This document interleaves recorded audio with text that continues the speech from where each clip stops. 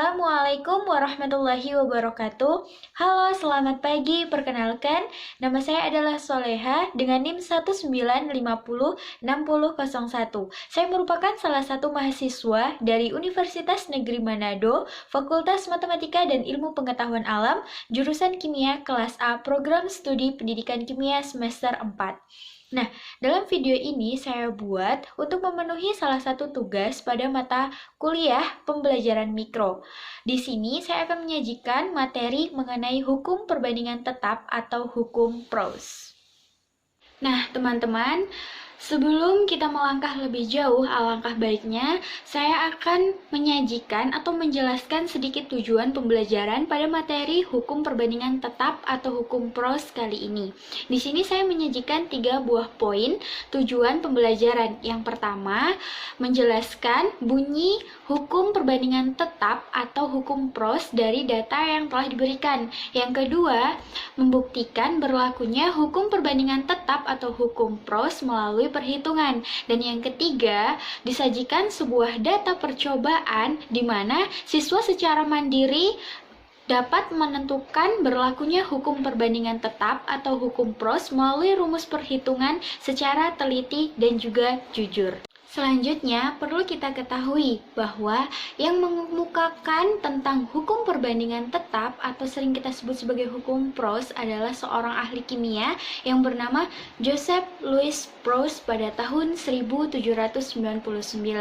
Hukum Pros atau hukum perbandingan tetap ini menyatakan bahwa perbandingan massa unsur-unsur dalam suatu senyawa adalah tertentu dan tetap. Misalnya, dalam senyawa air, kita telah mengetahui bahwa rumus kimia dari air adalah H2O.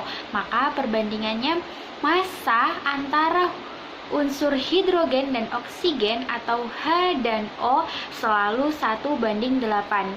Dimanapun air itu ditemukan dan juga bagaimanapun cara untuk memperoleh senyawa H2O tersebut.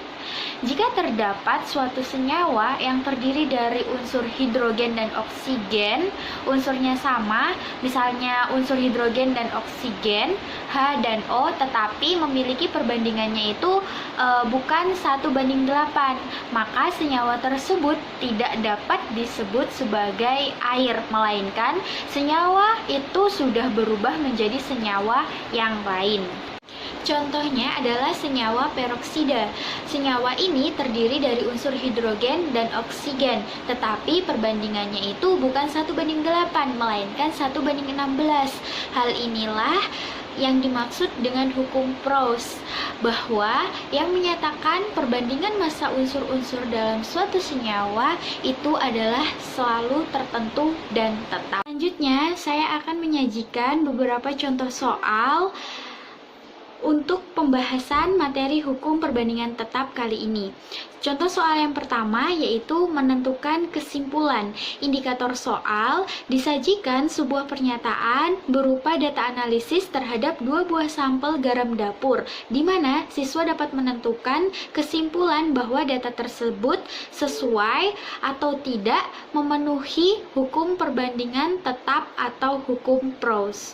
Soalnya disediakan perbandingan Na dan Cl dalam suatu senyawa NaCl selalu tetap, yaitu 39% Na dan 61% Cl. Analisis terhadap 2 buah sampel garam dapur dapat diperoleh dari data yang telah kami sajikan dalam layar ini. Kita bersama dapat melihat ada 2 buah sampel yang disediakan dengan nilai massa gram NaCl dan massa natrium yang diperoleh serta massa klorin yang diperoleh nilainya sudah tersedia. Kita bisa lihat sama-sama. Nah, soalnya yaitu tunjukkan bahwa data yang telah kami sajikan tersebut dapat memenuhi atau sesuai dengan hukum Pros atau hukum perbandingan tetap. Selanjutnya masuk ke pembahasan soal jawaban. Nah, teman-teman, di sini kan sudah diberikan sebuah data bahwa perbandingan NA banding CL yaitu 39% banding 61%. Sehingga teman-teman untuk membuktikan apakah NA di dalam kedua sampel tersebut jumlahnya 39% dan pada CL apakah jumlahnya 61%, maka kita hitung komposisi atau persentase massa dari Na dan Cl di masing-masing sampel tersebut. Sehingga pada sampel yang pertama kita bisa menghitung persentase Na dengan menggunakan rumus massa Na bagi massa NaCl dikali dengan 100%.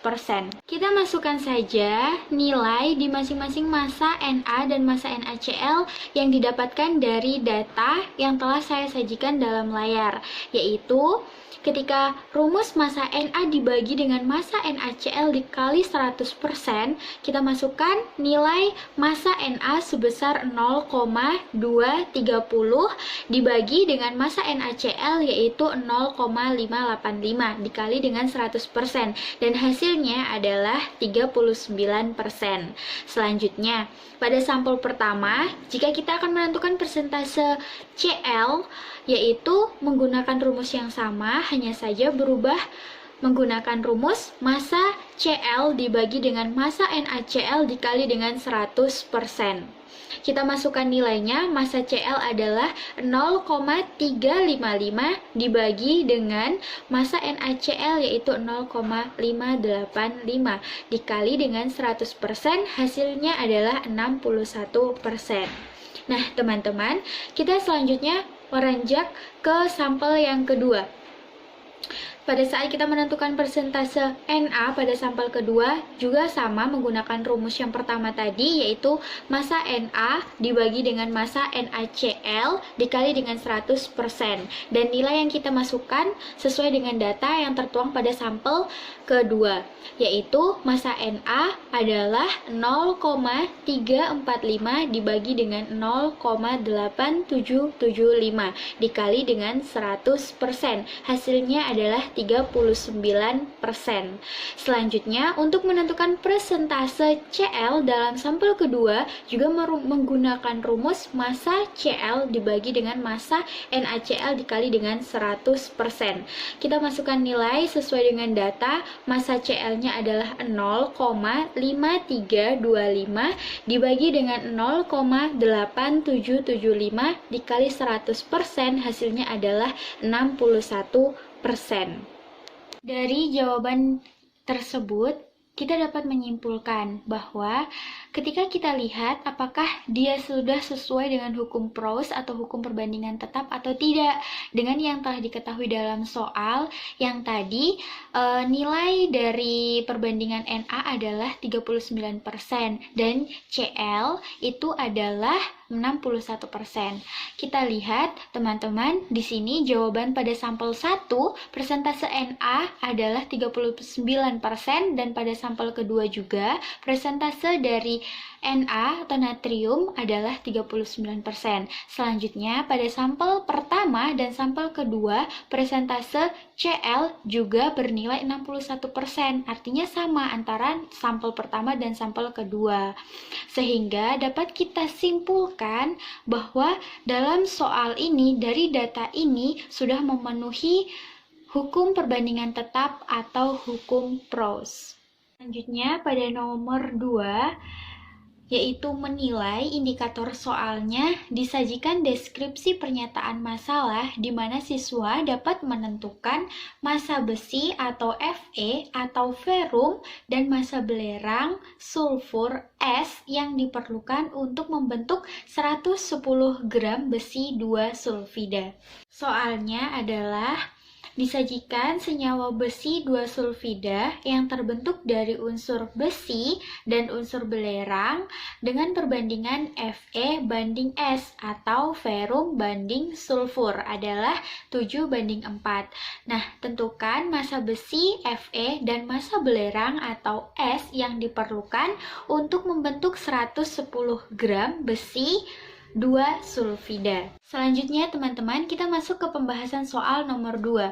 Langkah pertama, kita harus menuliskan reaksinya terlebih dahulu, yaitu Fe atau ferrum besi ditambah dengan es atau sulfur belerang menghasilkan besi 2 sulfida dengan rumus kimia FeS. Silahkan teman-teman lihat di layar yang telah saya sajikan reaksinya. Kita lihat di sini bahwa reaksinya ini sudah setara antara bagian kiri dan kanan, yaitu bagian reaktan dan juga produk. Kemudian kita tuliskan perbandingannya masing-masing yang telah diketahui dalam soal, yaitu 7:4. Maka FeS perbandingannya adalah 11. Dari 7 ditambah 4, maka hasilnya adalah 11. Jadi, perbandingannya kita dapat tulis secara keseluruhan yaitu 7:4:11. Kemudian, yang diketahui FeS-nya atau besi 2 sulfidanya masanya adalah 110 gram, teman-teman. Jadi, kita tulis di sini FeS yang diketahui sama dengan 110 gram.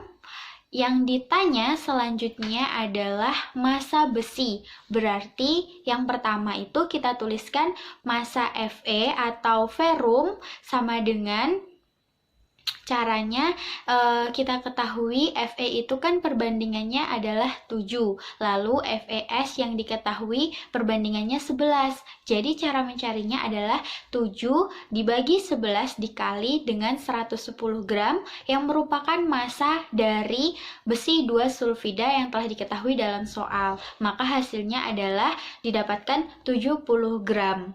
Ketika untuk menentukan massa es atau sulfur belerang, pertanyaan yang kedua ini, perbandingannya yang telah diketahui es adalah 4.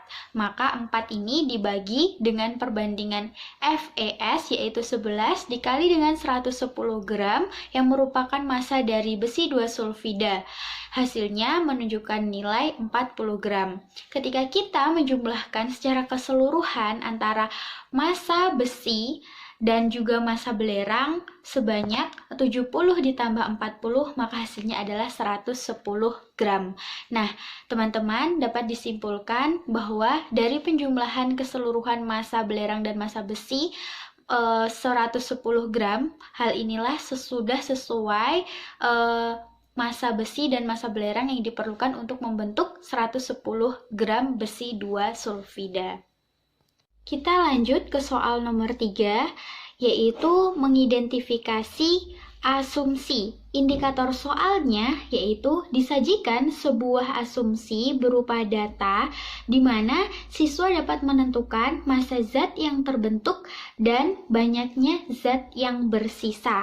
Di mana soalnya adalah diketahui perbandingan unsur antara nitrogen dan hidrogen pada pembentukan amonia adalah 14:13. Jika 28 gram gas nitrogen dan 9 gram gas hidrogen direaksikan, maka massa amonia yang terbentuk dan banyaknya zat yang bersisa berturut-turut adalah. Selanjutnya masuk ke pembahasan contoh soal yang ketiga. Yang pertama, kita harus menentukan hasil bagi bereaksi dengan pembandingnya. Yang pertama yaitu pada gas nitrogen sama dengan sudah tertuang di sini yaitu 28 dibagi dengan 14, di mana 28 ini kita dapatkan dari massa gas nitrogen dan 14 pembanding dari gas nitrogen.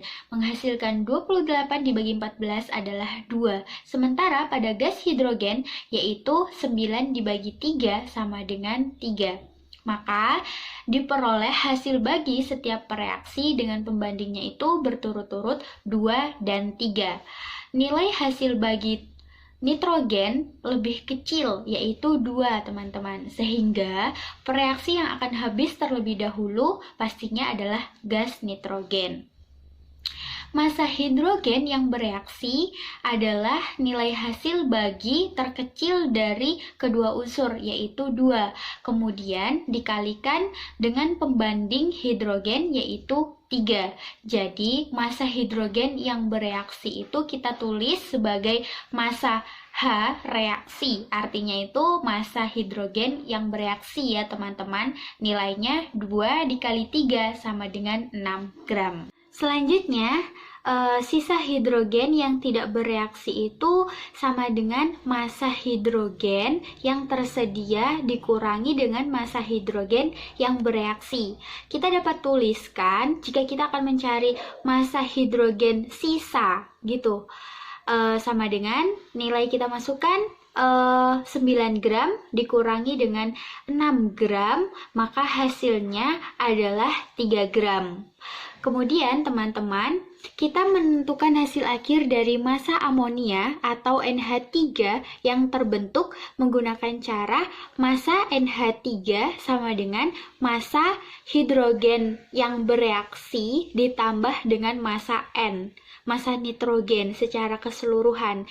Maka kita masukkan nilai masing-masingnya. Massa NH3 sama dengan massa hidrogen yang bereaksi yaitu 6 gram. Dan juga massa nitrogen, gas nitrogen itu adalah dalam soal tadi 28 gram. Maka hasilnya adalah 34 gram. Dapat disimpulkan teman-teman, jadi massa senyawa amonia yang terbentuk dan massa sisa bereaksi itu berturut-turut adalah 34 gram amonia dan juga 3 gram massa hidrogen.